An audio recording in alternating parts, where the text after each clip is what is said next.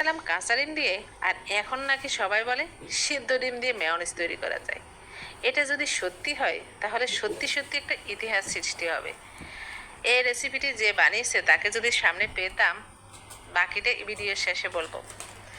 তো সারা জীবন তো মেয়োনিজ সবাই বানিয়েছেন কাঁচা ডিম দিয়ে, আমিও বানিয়েছি সেরকম কাঁচা ডিমের মেয়োনিজ।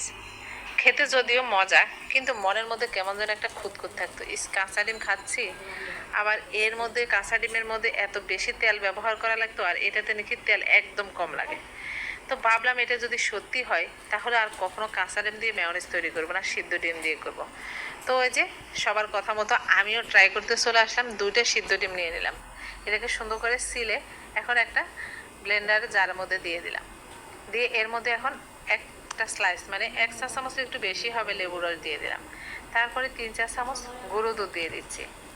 তারপরে দিয়ে দিচ্ছি এখানে সামান্য একটু লবণ। এরপরে দিয়ে দিব 2 চা চামচ চিনি।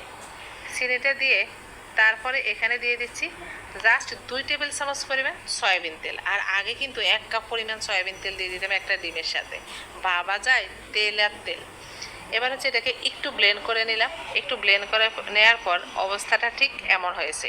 এই মেয়োনিজে কিন্তু একটু পানি ব্যবহার করা লাগে। এখানে আমি 1/2 চা চামচ দিয়ে দিলাম গোলমরিচ গুঁড়া। তারপরে ডিম একটা দেখে এক সাইডে আস্ত হয়ে আছে, এটাকে একটু ভেঙে দিলাম। আর এখানে পানি দিয়ে দিচ্ছি 2 চা চামচ পরিমাণ। আপনি যদি একটু পাতলা টাইপের মেয়োনিজ করতে চান তাহলে একটু পানিটা বাড়িয়ে দিবেন।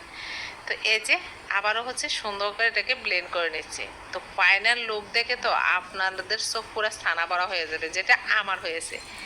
মানে এটা কি করে সম্ভব যে সিদ্ধ ডিম দিয়ে যে এত সুন্দর মেয়োনিজ। আপনি যদি ওই যে আবারও বললাম, যদি একটু পাতলাটে টাইপের খেতে চান তাহলে কিন্তু একটু পানিটা বাড়িয়ে দিবেন। যেহেতু আমি প্রথম দিন করেছি পানিটা বেশি একটা দিনে, তার মানে এটা খুবই একেবারে ঘন, মানে দেখেন অবস্থাটা কীরকম হয়েছে।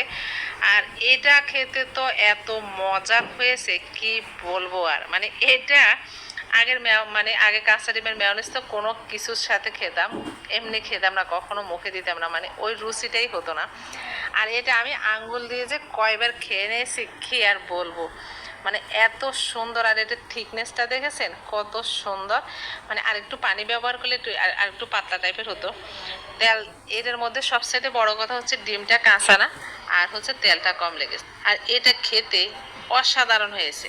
ওই যে বললাম এই রেসিপি যে শুরু মানে প্রথম বানিয়েছে তাকে যদি পেতাম, তাকে একেবারে সেলুট জানাতাম আর সালাম দিতাম, বলতাম ভাই এরকম ইউনিক রেসিপি আরও আমাদের জন্য তৈরি করে দেবেন, যাতে আমরা সবাই উপকৃত হই। আশা করি আপনাদের কাছে রেসিপিটি ভালো